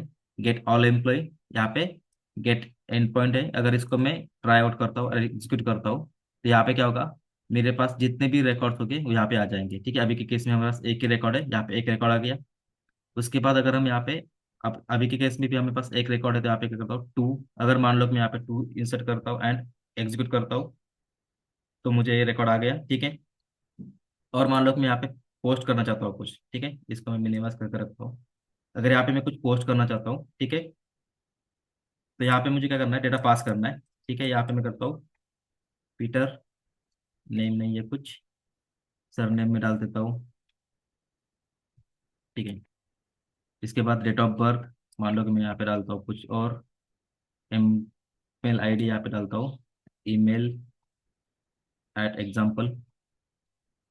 उसके बाद country one, state one, and city one. ठीक है, एड्रेस रहेगा मेरा मान लो कि पुणे। अब यहाँ पे क्या करता हूँ, इस एंड पॉइंट को हिट करते हैं। ठीक है, इसको हिट किया मैंने, क्या होगा, मेरा डेटा इंसर्ट हो जाएगा। इस डेटा को इंसर्ट करने के बाद हम चेक कर सकते हैं कि डेटा इंसर्ट हुआ है कि नहीं। ठीक है, इंसर्ट हुआ है कि नहीं चेक करने के लिए हम क्या करते हैं, हमारे गेट ऑल को हिट करते हैं। ठीक है, गेट ऑल को हिट किया, यहाँ पे मुझे दो रिकॉर्ड दिख रहे हैं, जो मैंने अभी इंसर्ट किया वो यहाँ पे दिख रहा है। ठीक है, दो यहाँ पे रिकॉर्ड आ गए। और मान लो कि मैं सिंगल रिकॉर्ड अगर यहाँ से हिट करना चाहता हूँ, वो 6 आईडी उसका आया है, यहाँ पे मैं एग्जीक्यूट करता हूँ, यहाँ पे 6 का रिकॉर्ड आ गया। ठीक है, तो इस तरह से क्या हो गया, हमारा रिकॉर्ड यहाँ पे आ गया। अब हम क्या कर सकते हैं, पोस्ट का भी एम्प्लॉय हिट कर सकते हैं। पोस्ट एंड पॉइंट को हमें क्या करना है, एम्प्लॉय आईडी पास करना है। ठीक है, अब मान लो कि यहाँ पे हमने क्या किया था, वो ऑब्जेक्ट यहाँ से उठा लेते हैं, एंड थोड़ा सा चेंज करते हैं इसमें कुछ।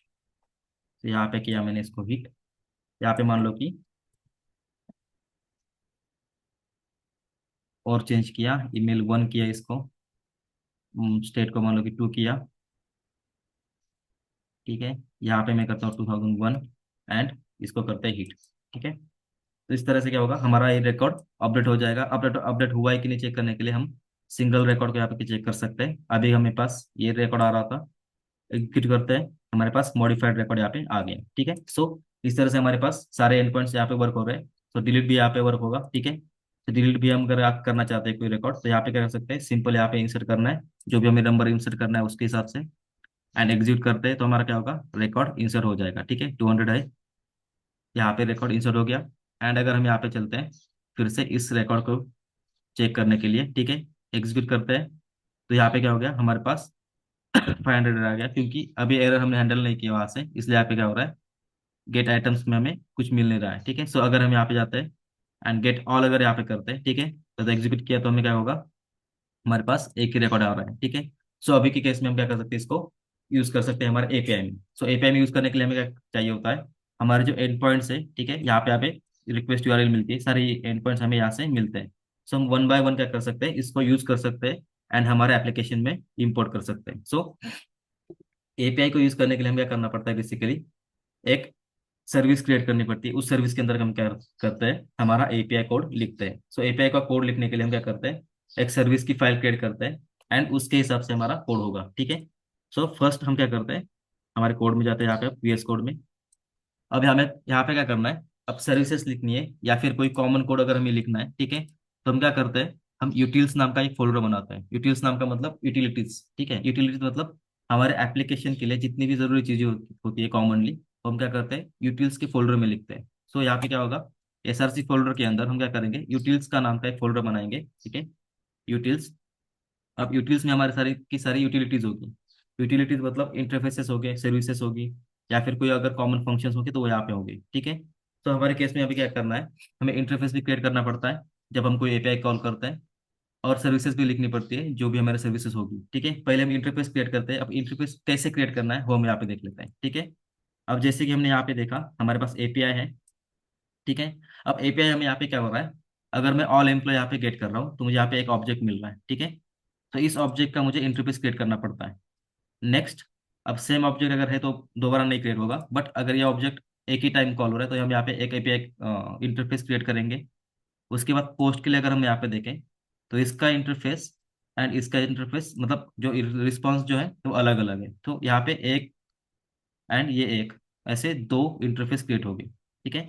अगर हम नेक्स्ट चलते हैं, यहाँ पे अगर गेट वन बाय वन में देखेंगे तो यहाँ पे क्या होता है, ठीक है, यहाँ पे मैं डालता हूँ 2 एंड हिट। यहाँ पे भी सेम जैसा ऑल के लिए सेम ऑब्जेक्ट है, तो हम यहाँ पे वही इंटरफेस यूज कर सकते हैं। तो अब तक हमारे दो इंटरफेस क्रिएट हो गए, ठीक है। अपडेट के लिए अगर हम देखें तो अपडेट का एंड इंसर्ट का ऑब्जेक्ट सेम है। तो दो हमें क्या करना पड़ेगा, दो इंटरफेसेस क्रिएट करने पड़ेंगे, ठीक है। तो इंटरफेसेस कैसे क्रिएट होने, अब जितने भी यहाँ पे प्रॉपर्टीज हैं सारी प्रॉपर्टीज हमारे इंटरफेस में आती है, ठीक है। सो मैं यहाँ पे से क्या करता हूँ, इस ऑब्जेक्ट को कॉपी कर लेता हूँ, यहाँ से कॉपी किया। अब मैं क्या करता हूँ, यहाँ पे इंटरफेसेस नाम से एक फाइल क्रिएट करता हूँ, ठीक है। इस यूटिल्स के अंदर एक फाइल क्रिएट होगी, इंटरफेसेस या फिर इंटरफेसेस, मतलब जो भी नाम देना है, ठीक है। इंटरफेसेस डॉट टीएस फाइल यहाँ पे क्रिएट होगी। ये यूटिल्स के अंदर जितनी भी फाइल्स होगी, मैक्सिमम फाइल्स टीएस फाइल होगी, यानी कि टाइप स्क्रिप्ट की फाइल होगी, जो हमें कुछ फंक्शनल चेंजेस करके रिटर्न करके देती है, ठीक है। सो यहाँ पे क्या करता हूँ मैं, एक इंटरफेस क्रिएट करता हूँ। इंटरफेस यहाँ पे मैं नाम देता हूँ उसको एम्प्लॉय, ठीक है। एंड इसको मैं क्या करता हूँ, यहाँ पे पेस्ट कर देता हूँ, जो मैंने यहाँ पे कॉपी किया था यहाँ पे पेस्ट किया। अब यहाँ पे क्या है, जो भी यहाँ पे डेटा दिख रहा है उसके अकॉर्डिंग हमें क्या करना है, उसका जस्ट डेटा टाइप यहाँ पे डिफाइन करना है। अब ये जो यहाँ पे स्ट्रिंग्स है, सब जगह पे हम क्या करेंगे, स्ट्रिंग ऐड करेंगे, ठीक है, स्ट्रिंग। तो ये स्ट्रिंग हो गया, सेकंड वाला भी स्ट्रिंग है, थर्ड स्ट्रिंग है। उसके बाद ये जो है ये क्या है, हमारा डेट है, ठीक है। यहाँ पे मैं क्या करता हूँ, यहाँ पे डेट असाइन करता हूँ। उसके बाद ये जो ट्रू फॉल्स है, यानी कि ये बुलियन है, तो यहाँ पे बुलियन आएगा। उसके बाद ये फिर से टेक्स्ट है, यानी कि स्ट्रिंग है। उसके बाद ये नंबर है, ठीक है, यहाँ पे मैं डालता हूँ नंबर, ये भी नंबर है, ये भी नंबर है, एंड ये वाला लास्ट वाला स्ट्रिंग है। सो यहाँ पे आएगा स्ट्रिंग, ठीक है। तो इस तरह से हमने क्या किया, हमारा जो डेटा था, एपीआई का रिस्पॉन्स था, ठीक है, मैं इसको मिनिमाइज करता हूँ थोड़ा। जो एपीआई का रिस्पॉन्स था उसको क्या किया हमने, सिंपल कॉपी कर लिया, एंड उसको क्या किया हमने, यहाँ पे पेस्ट कर लिया। ठीक है, अब ये सिंगल कोट डबल कोट रखने तो रख सकते हैं, नहीं रखने तो निकाल भी सकते हैं। सो बेस्ट रहेगा कि आप यहाँ से निकाल दो। ठीक है, इसको मैंने निकाल दिया सब जगह से। अब यहाँ पे क्या किया हमने, हमारा एक इंटरफेस क्रिएट किया जो कि एम्प्लॉय का अभी के केस में हमें इंसर्ट एंड अपडेट के लिए वर्क होगा, ये वाला इंटरफेस। अब हमें क्या करना है, नेक्स्ट इंटरफेस क्रिएट करना है सारे डेटा के लिए, यानी कि एम्प्लॉय का लिस्ट लाता है उसके लिए। ठीक है, तो यहाँ पे क्या होगा, एक कॉमन इंटरफेस है। सो इसमें भी अगर ये देखेंगे सारी कॉमन चीजें हैं। ठीक है, सिर्फ एक एम्प्लॉय आईडी है जो हम एक्स्ट्रा यूज करना चाहते हैं। सो मैं क्या करता हूँ, इसी को डुप्लीकेट करता हूँ, कॉपी पेस्ट किया मैंने, एम्प्लॉय की जगह पे एम्प्लॉयज करता हूँ, एंड यहाँ पे मेरा एक आईडी आएगा जस्ट, वो की नंबर है। ठीक है, सो ये हो गए मेरे दो इंटरफेस क्रिएट अलग अलग। ठीक है, अब मुझे क्या करना है, इसका यूज करके मेरी सर्विसेज यहाँ पे क्रिएट होगी। अब सर्विसेज कौन सी क्रिएट होगी, insert update delete earn select, select one record and delete. ठीक है, ये सारी पांच जो इंटरफेस क्रिएट करके हम क्या करेंगे, सर्विसेज क्रिएट करेंगे। तो सर्विसेज क्रिएट करने के लिए हम क्या करते हैं, यूटिल्स फोल्डर में। अब सर्विसेज कैसे कि मल्टीपल पेजेस के लिए मल्टीपल सर्विसेज होती है। फॉर एग्जांपल हमारे केस में अब एम्प्लॉय है, तो एम्प्लॉय सर्विसेज करके एक फोल्डर क्रिएट करेंगे या फिर फाइल क्रिएट करेंगे, एंड उसके अंदर हमारी सारी सर्विसेज होगी। ठीक है, सो हर एक पेज के लिए, जैसे कि एम्प्लॉय का पेज है तो एम्प्लॉय के पेज के लिए एक फाइल बनेगी। अगर मान लो कि स्टूडेंट का पेज है तो स्टूडेंट के लिए एक अलग फाइल बनेगी। वो फाइल कैसे बनती है, यूटिल्स के अंदर ही हम क्या करते हैं, एक फाइल क्रिएट करते हैं। अब हमारा जो फंक्शनलिटी है वो एम्प्लॉय के रिलेटेड है, तो हम यहाँ पे क्या करते हैं, एम्प्लॉय सर्विसेज, ठीक है, डॉट टी एस। तो यहाँ पे भी हमारी क्या होगी, डॉट टी एस फाइल यहाँ पे क्रिएट होगी। अब हमें सारी एपीआई की फाइल यहाँ पे क्रिएट करनी है, या फिर हमें क्या करना है, फॉर एग्जांपल हमें एक गेट ऑल की जो फंक्शनलिटी है वो यहाँ पे इंपोर्ट करनी है। ठीक है, हम गेट ऑल की फंक्शनलिटी इंपोर्ट करते हैं, उसको यूआई पे यूज करते हैं, एंड देन बाकी की सारे जो सर्विसेज है वो यहाँ पे यूज करते हैं। सो हम क्या करते हैं, यहाँ पे हमारा जो सर्विस है उसको कॉल करने के लिए हम क्या करते हैं, यहाँ पे फेच जो फंक्शन है जावास्क्रिप्ट का या फिर टाइपस्क्रिप्ट का, उसको यूज करते हैं। ठीक है, फेच क्या करता है, आपका जो एंड पॉइंट है, कोई भी एंड पॉइंट है उसको क्या करता है, कॉल करता है, एंड डेटा गेट करके हमें as a promise response return करता है। ठीक है, वो कैसे करता है, यहाँ पे हम क्या करते हैं, हमारा एक सर्विस यहाँ पे यूज करते हैं। सो सर्विस जो भी क्रिएट होगी वो एक्सपोर्ट होती है। सो एक्सपोर्ट करने के लिए हम क्या करते हैं, सिंपल एक्सपोर्ट कीवर्ड यहाँ पे यूज करते हैं। और एक्सपोर्ट करना है, क्या करना है, हमारा सर्विस का वेरिएबल। सो कॉन्स्ट हम यहाँ पे करते हैं गेट। अब हम क्या करते हैं, ये जो सर्विस है सेम नाम बनाते हैं जो हमारे एपीआई का है। ठीक है, सो यहाँ पे मैं करता हूँ गेट एम्प्लॉइज। ठीक है, यहाँ पे मैं गेट एम्प्लॉइज करता हूँ, एंड ये जो होगा, अब फर्स्ट ऑफ ऑल जब भी हम कोई सर्विस क्रिएट करते हैं, हम असिंक अवेट वाली सर्विस क्रिएट करते हैं। क्यों, क्योंकि जो फेच जो फंक्शन होता है, फेच फंक्शन क्या करता है, तब तक वेट करता है जब तक हमारा रिस्पॉन्स पूरा कैच ना हो जाए। ठीक है, तो इसके लिए हमें क्या करना पड़ता है, हमारा जो भी फंक्शन क्रिएट होगा वो असिंक अवेट में क्रिएट होगा। ठीक है, तो यहाँ पे असिंक कीवर्ड आएगा, एंड उसके बाद आपका जो भी फंक्शन के पैरामीटर्स हो गए, अगर कोई पैरामीटर्स अगर है तो यहाँ पे आपके पैरामीटर्स आएंगे, अगर नहीं है तो एम्प्टी पैरेंथेसिस यहाँ पे आएगा। एंड हम यहाँ पे क्या करेंगे, हमारा जो टाइप है, ठीक है, हमारा टाइप क्या होगा, हमारे एम्प्लॉय की लिस्ट। ठीक है, तो यहाँ पे हम टाइप असाइन करते हैं। अब टाइप होता है प्रॉमिस टाइप का, जैसे कि हमने बोला कि जो आपका एपीआई होता है, ठीक है, फेच एपीआई जो होता है वो क्या करता है, प्रॉमिस रिटर्न करता है। सो प्रॉमिस, और प्रॉमिस भी किस टाइप का, जिस टाइप से आपका रिकॉर्ड यहाँ से रिटर्न हो रहा है।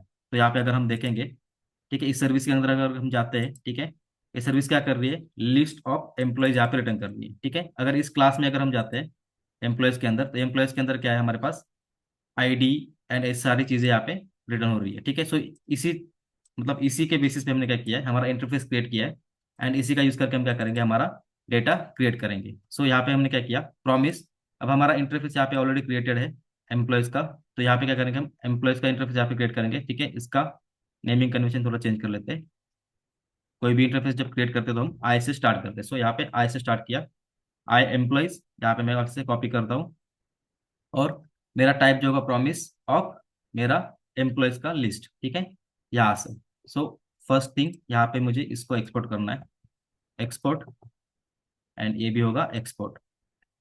ठीक है, अब मुझे क्या करना है, इस इंटरफेस को इंपोर्ट करना है। सो यहाँ पे मैं करता हूँ इंपोर्ट। अब जबकि हमें पता है कि गेट एम्प्लॉयज में सारे लिस्ट आने वाली है, तो यहाँ पे किया मैंने, जस्ट उसको एरे कन्वर्ट किया। एरे में कन्वर्ट करने के बाद हम क्या करते हैं, इसको हमारा फेच का फंक्शन लिखना है। सो यहाँ पे क्या करेंगे हम, फेच जो एपीआई का कॉल करने का फंक्शन है वो यहाँ पे कॉल होगा। सो यहाँ पे करता हूँ फेच, और फेज के अंदर हमारा एपीआई का यूआरएल। ठीक है, तो यूआरएल हमें कहाँ पे मिलेगा, हमने स्वैगर में यहाँ पे देखा था। ठीक है, जब मैंने गेट ऑल यहाँ पे कॉल किया तो यहाँ पे क्या होगा, सर्विस रिक्वेस्ट यूआरएल जो है यहाँ पे आ गई। तो यहाँ से मुझे इसको कॉपी करना है। ठीक है, एंड जस्ट यहाँ पे पेस्ट कर देना है। ठीक है, यहाँ पे क्या होगा, हमारा एपीआई कॉल का यहाँ पे फेज से एपीआई कॉल हो जाएगा एंड मुझे डेटा मिलेगा, उसको मुझे स्टोर करना है किसी एक वेरिएबल में। सो यहाँ पे क्या करता हूँ मैं, कॉन्स्ट क्रिएट करता हूँ रिस्पॉन्स नाम से। ठीक है, और इसको मुझे क्या करना है, अवेट करना है जब तक मेरा रिस्पॉन्स आता नहीं तब तक। तो यहाँ पे मैं करता हूँ अवेट। ठीक है, मतलब ठीक है, मतलब तब तक वेट करेगा जब तक इसका रिस्पॉन्स सक्सेस नहीं होता एंड रिस्पॉन्स में डेटा नहीं आता। ठीक है, तब तक वेट करेगा एंड यहाँ से क्या होगा, हम रिस्पॉन्स को रिटर्न करेंगे। बट रिस्पॉन्स को पूरा रिटर्न नहीं करेंगे। अगर मैं इस पर गौर करता हूँ तो यहाँ पे क्या दिख रहा है, रिस्पॉन्स टाइप का वो वेरिएबल है। ठीक है, रिस्पॉन्स में क्या आता है, आपका रिस्पॉन्स टाइप आता है, रिस्पॉन्स में उसको क्या मिला, मतलब ओके रिस्पॉन्स मिला, स्टेटस क्या है उसका वो मिलता है। हमें सिर्फ उसमें से क्या चाहिए, डेटा चाहिए। सो मैं यहाँ पे क्या करता हूँ, रिस्पॉन्स डॉट जेसन के फॉर्मेट में इसको रिटर्न करता हूँ, क्योंकि मुझे क्या करना है, यहाँ से एम्प्लॉय लिस्ट रिटर्न करनी है। सो यहाँ पे क्या करता हूँ, रिटर्न रिस्पॉन्स डॉट जेसन। ठीक है, सो सिंपली हमने क्या किया, रिस्पॉन्स को कन्वर्ट किया जेसन में एंड उसको यहाँ से रिटर्न कर रहे हैं। सो ये हो गया हमारा API call. Normal get in point था इसलिए हमने सिर्फ 2 लाइन में इसको लिखा है। जब हमारा पोस्ट आएगा उसमें हमें ज़्यादा मॉडिफिकेशंस करनी पड़ते हैं, उसका टाइप डिफाइन करना पड़ता है, उसका डेटा डिफाइन करना पड़ता है, सारी चीज़ें। सो हमारे इस केस में हमारे पास कोई डेटा नहीं था, तो सिंपल यहाँ पे एंड पॉइंट यहाँ पे कॉल होता है एंड इस एंड पॉइंट का यूज करके हम क्या कर सकते हैं, हमारी लिस्ट यहाँ से रिटर्न कर सकते हैं। ठीक है, अब हम क्या करते हैं, पेजेस के अंदर हमारा एक और पेज ऐड करते हैं, जो कि हमारा पेज मतलब रिप्रेजेंट करेगा हमारे एम्प्लॉय की डिटेल्स को। ठीक है, सो एम्प्लॉय की डिटेल को रिटर्न करने के लिए हम क्या करते हैं, यहाँ पे एम्प्लॉय मास्टर नाम से एक पेज क्रिएट कर लेते हैं। सो यहाँ पे करता हूँ मैं एक page create employee master dot T S X. ठीक है, इस नाम को मैं कॉपी कर लेता हूँ और यहाँ पे हम करते हैं इम्पोर्ट रिएक्ट फ्रॉम रिएक्ट। उसके बाद हमारा कांस्टेंट क्रिएट होगा employee master React dot F C. ठीक है, रिएक्ट डॉट एफ सी। उसके बाद हमारा कोई पैरामीटर नहीं है तो यहाँ पे एम्प्टी पैरेंथेसिस एंड हमारा कर्ली ब्रैकेट्स। यहाँ से रिटर्न होगा हमारा एम्प्लॉय का सारा डेटा। ठीक है, जो भी हम रिटर्न करना चाहते हैं वो सारी चीज़ें यहाँ पे रिटर्न होगी। तो अभी के लिए मैं यहाँ पे करता हूँ एक just heading H1 employ master. ठीक है, और इसको करते हैं export default default employee master. ठीक है, अब हमें क्या करना पड़ेगा, जो हमने एक नया कंपोनेंट यहाँ पे ऐड किया है उसको भी क्या करना पड़ेगा, राउट में ऐड करना पड़ेगा एंड उसको भी हमें क्या करना पड़ेगा, नेविगेशन में ऐड करना पड़ेगा, क्योंकि हमारे पास अभी तक वो नेविगेशन में नहीं है। सो हम क्या करते हैं, सिंपल यहाँ पे एम्प्लॉय मास्टर यहाँ से लेते हैं और इसको app dot T S x में राउट में डालना है। तो यहाँ पे करते हैं हम कॉपी पेस्ट, फिर यहाँ पे आएगा हमारा एम्प्लॉय मास्टर। ठीक है, एम्प्लॉय मास्टर का यहाँ पे हमने कंपोनेंट यहाँ पे ऐड किया। इसको करना है कंट्रोल डॉट, यहाँ पे आपको सजेशन मिलेगा कौन सा कंपोनेंट आपको मतलब कहाँ से इंपोर्ट करना है। सो यहाँ पे मैंने इंपोर्ट किया। अब यहाँ पे करता हूँ मैं एम्प्लॉय डैश मास्टर। ठीक है, सो यहाँ पे क्या होगा, मेरा एम्प्लॉय मास्टर इस तरह से कॉल होगा एंड मेरा पेज वहाँ पे रेंडर हो जाएगा। ठीक है, अब मैं यहाँ मान लो कि यहाँ पे राउट में ऐड नहीं करता हूँ बट मुझे डायरेक्टली एक्सेस करना है, तो यहाँ पे क्या कर सकता हूँ, स्लैश एम्प्लॉय मास्टर यहाँ पे मैंने पेस्ट किया और एंटर किया तो मेरा एम्प्लॉय मास्टर यहाँ पे कॉल हो जाएगा। बट अगर अब मैं यहाँ पे राउट में नहीं कर डाला तो वो हमें एक ब्लैंक पेज यहाँ पे असाइन करके देगा। ठीक है, यहाँ पे ब्लैंक आ गया। तो बेसिकली राउट हमें ऐड करना पड़ता है किसी भी पेज के लिए। इंटरनल कंपोनेंट्स के लिए हमें राउट असाइन नहीं करना होता है, वो हम यहाँ पे आप देख लेंगे। ठीक है, तो मैं क्या करता हूँ, राउट भी यहाँ पे ऐड कर लेता हूँ, कंपोनेंट देन नेवर एंड यहाँ पे मैं करता हूँ इसको ऐड। ठीक है, हमारा जो पाथ है यहाँ पे आएगा। उसके बाद यहाँ पे डालता हूँ मैं एम्प्लॉय मास्टर। ठीक है, सेव किया मैंने एंड यहाँ पे हमारा मेनू में आ गया। ठीक है, इस पे क्लिक किया तो हमारा मतलब अकॉर्डिंग टू हमारे सारे पेज यहाँ पे क्या हो रहे हैं, प्रॉपर रेंडर हो रहे हैं। ठीक है, सो यहाँ पे हमने किया एक पेज ऐड। अब उसके अंदर हमें क्या करना है, एम्प्लॉय की लिस्ट यहाँ पे रेंडर करनी है। अब जब भी हम कोई कंपोनेंट पे वर्क करते हैं, कोई भी पेज पे वर्क करते हैं, तो हम क्या करते हैं, स्मॉल पीसेस में हमारा कोड डिवाइड करते हैं। फॉर एग्जाम्पल अभी हमें क्या करना है, यहाँ पे एम्प्लॉय की लिस्ट आएगी। ठीक है, मान लो मैं यहाँ पे एक हेडिंग डालता हूँ, यहाँ पे लिस्ट आएगी। ठीक है, अब लिस्ट एंड यहाँ पे आ सकता हमारा फ्यूचर में क्या आएगा, जब हम ऐड इंसर्ट अपडेट करेंगे तो हमें यहाँ पे करना पड़ेगा, यहाँ पे ऐड का एक स्क्रीन आएगा, और मान लो कि वही हमारा अपडेट का होगा, ठीक है। तो इस तरह से क्या होगा, हमारा डेटा बढ़ता जाता है, एंड बेस्ड ऑन कंडीशन हम क्या करते हैं, ये हाइड एंड शो करते हैं। सो इसी को अवॉइड करने के लिए, मतलब एक ही पेज पे सारा रिकॉर्ड या फिर सारा कोड करने के लिए हम अवॉइड करते हैं, एंड हम क्या करते हैं कि जैसे कि ये लिस्ट है यानी ऐड अपडेट का कंपोनेंट है, मतलब सेक्शन है, इस सेक्शन को हम अलग करके एक अलग कंपोनेंट में लिखते हैं। फॉर एग्जांपल लिस्ट के केस में एम्प्लॉय लिस्ट का एक कंपोनेंट बनेगा, और ऐड के लिए एम्प्लॉय ऐड का अलग से कंपोनेंट बनेगा, ठीक है।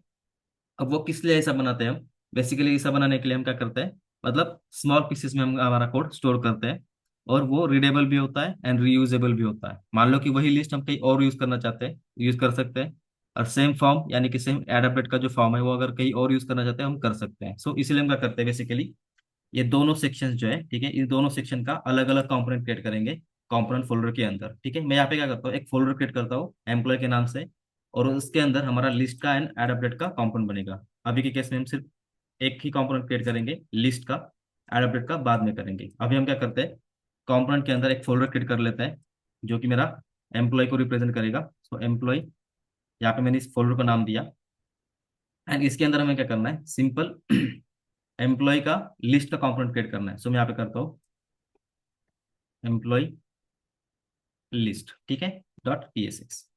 सो इसको मैं यहाँ से कॉपी कर लेता हूँ, एंड यहाँ पे करना है हमें इम्पोर्ट, सेम चीजें, import React from React, then const हमारे employ list React dot F C, then उसका लिस्ट, एंड यहाँ पे एरो फंक्शन, यहाँ से रिटर्न होगा हमारा एम्प्लॉय का, सॉरी एम्प्लॉय का लिस्ट। तो यहाँ पे मैं करता हूँ H2 एम्प्लॉय लिस्ट, ठीक है।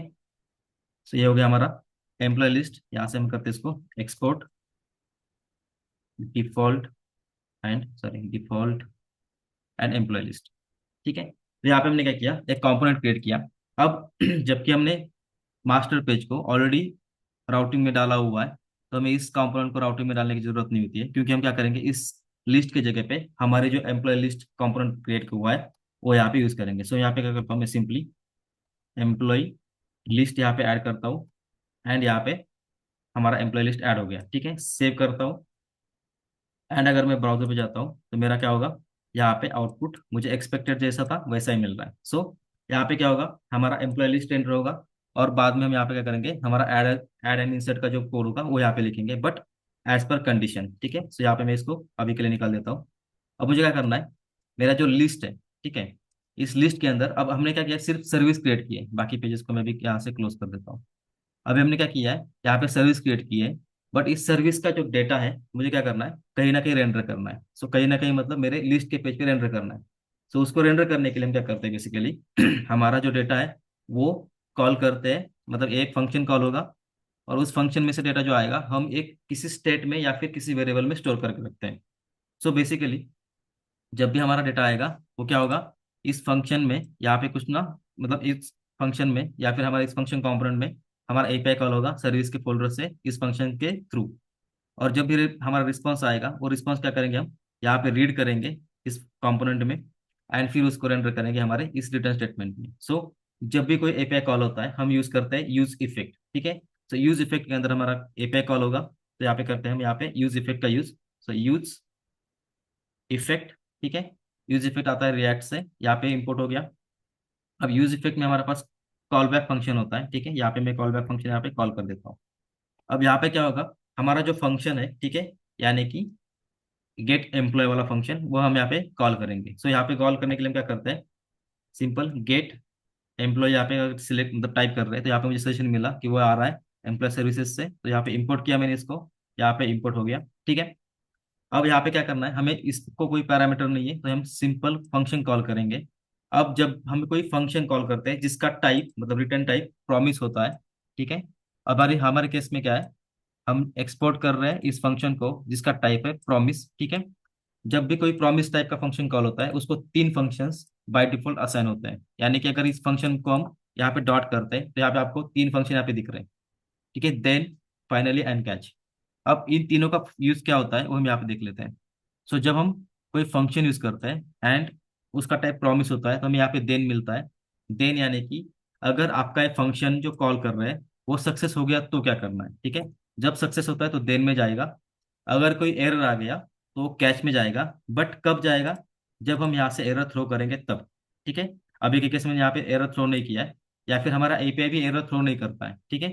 तो उस केस में क्या होगा, अभी तो हमारे पास देन में ही जाएगा, बट अगर कोई एरर थ्रो हम करते हैं तो उस केस में क्या होगा, हमारा यहाँ पे कैच में जाएगा।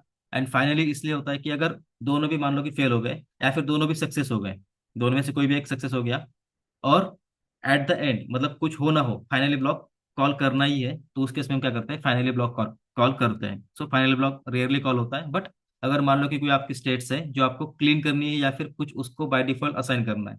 मान लो कि आपका एपीआई फेल हो गया, या फिर मान लो कि आपका कैच में आ गया और यहाँ पे कुछ ना कुछ एरर आ गया, ठीक है। तो उस केस में हम क्या करते हैं, हमारा एपीआई मतलब कोई स्टेट है फाइनली में असाइन करके रख सकते हैं डिफॉल्ट वैल्यूज के साथ। तो ये यहाँ पे फाइनली यूज कर सकते हैं उस केस में, बट रेयरली यूज होता है। सो हम क्या करते हैं, basically then and catch use करते हैं। सो यहाँ पे अगर देन करते हैं तो देन के अंदर क्या होता है, हमारा सक्सेस होने वाला डेटा यहाँ पे आएगा, ठीक है। मैं इसको नीचे लेता हूँ। यहाँ पे क्या मैंने देन, ठीक है। देन के अंदर भी फिर से कॉल बैक फंक्शन कॉल होता है। एंड यहाँ पे क्या होगा, हमारा जो भी डेटा आएगा हम रीड करेंगे। अब डेटा कहाँ पे आता है, एक कॉल बैक फंक्शन है, यहाँ पे हमारा डेटा यहाँ पे रीड होता है, ठीक है। सो हम यहाँ पे सिंपली अभी के लिए क्या करते हैं, कंसोल करते हैं, कंसोल डॉट लॉग, एंड इसको मैं यहाँ पे डेटा को रीड करता हूँ, ठीक है। सेव, देन कैच, ठीक है। कैच में भी हम क्या करते हैं, बेसिकली जब हमारा एपीआई कॉल होगा हम क्या करते हैं, इस डेटा को स्टोर करते हैं हमारे एक स्टेट वेरिएबल में, ठीक है। स्टेट वेरिएबल में स्टोर करके हम क्या करते हैं, इस डेटा को रीड करते हैं बाकी सब जगह पे। यहाँ पे डेटा आएगा तो अगर कैच आ गया तो कैच में हम क्या करते हैं, हमारा जो डेटा है वो एम्प्टी होता है, तो यहाँ पे क्या करते हैं, उस स्टेट वेरिएबल को एम्प्टी ऑब्जेक्ट असाइन कर देते हैं। सो यहाँ पे हम क्या करते हैं, कैच ब्लॉक लिख लेते हैं, और अभी के केस में यहाँ पे उसको एम्प्टी छोड़ते हैं क्योंकि हमारे पास अभी स्टेट वेरिएबल नहीं है, हम क्रिएट करेंगे थोड़ी देर में। सो इसको मैंने सेव किया, ठीक है। ये मेरा यूज इफेक्ट है, यहाँ पे कॉल हो गया।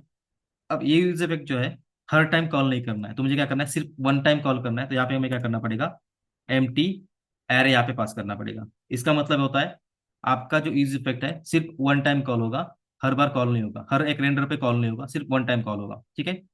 तो इस तरह से हमने क्या किया, इसको कॉल किया, सेव करते हैं एड। अब हम जाते हैं ब्राउजर पे, ठीक है। यहाँ पे मैं करता हूँ इंस्पेक्ट, और इसको एक बार रिफ्रेश करके कंसोल में चले जाते हैं, ठीक है।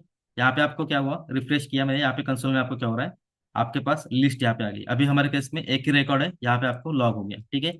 और अगर हम यहाँ पे नेटवर्क टैब में भी देखेंगे तो यहाँ पे आपके पास क्या है, आपका एपीआई कॉल यहाँ पे हुआ है, ठीक है। उसके बाद इसके प्रीव्यू में भी आपको एक ही रिकॉर्ड दिख रहा है, ठीक है। रिस्पॉन्स में अगर देखेंगे तो यहाँ पे भी एक ही रिकॉर्ड है, तो इसका मतलब है कि हमारा एपीआई कॉल सक्सेस हो गया, एंड हमने वो डेटा जो है वो यहाँ तक ला गया, मतलब हमारे कंपोनेंट तक हमारा डेटा आ गया। सो अब हमें क्या करना है, जो डेटा हमारे पास आ गया है उसको स्टोर करना पड़ेगा एक स्टेट वेरिएबल में, एंड देन हम उसको यूज कर सकते हैं हमारे ब्राउजर पे या फिर हमारे इस कंपोनेंट में, ठीक है। सो यहाँ पे क्या करना है, स्टेट वेरिएबल क्रिएट करना है एक। मैं यहाँ पे करता हूँ कॉन्स्ट, और वेरिएबल का नाम देता हूँ, जैसे कि हम यहाँ पे एम्प्लॉय लिस्ट लाइए तो यहाँ पे मैं तक करता हूँ एम्प्लॉय लिस्ट, उसके बाद सेट एम्प्लॉय लिस्ट, ठीक है। उसके बाद यूज स्टेट से हम क्या करते हैं, मतलब स्टेट वेरिएबल यहाँ पे यूज करेंगे, एंड बाय डिफॉल्ट उसका जो डेटा होगा वो एम्प्टी एरे होगा, ठीक है। मतलब लिस्ट अगर मान लो कि आ रही है तो यहाँ पे लिस्ट असाइन होगी, अगर नहीं आ रही है तो क्या होगा, एम्प्टी एरे यहाँ पे असाइन होगा। सो हमारा डेटा टाइप जो होगा वो होता है, मतलब हमारे हमारे केस में क्या है, एम्प्लॉयज का जो एरे है वो। तो यहाँ पे करता हूँ मैं आई एम्प्लॉयज ऑफ एरे, ठीक है। सो यहाँ पे मेरा डेटा टाइप है।